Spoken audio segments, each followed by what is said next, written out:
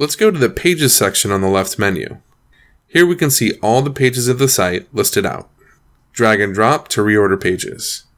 To make a sub-navigation, drag a page to the right to make it a child of the page above.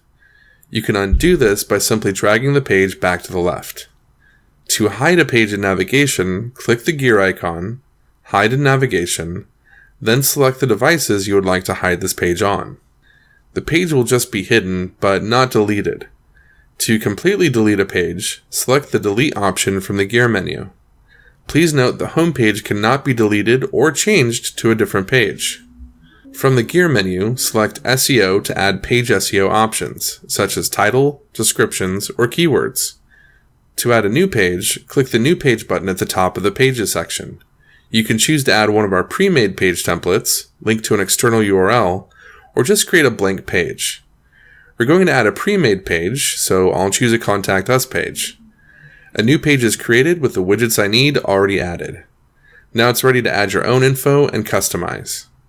In the next lesson, we'll learn how to manage content you've imported into your website.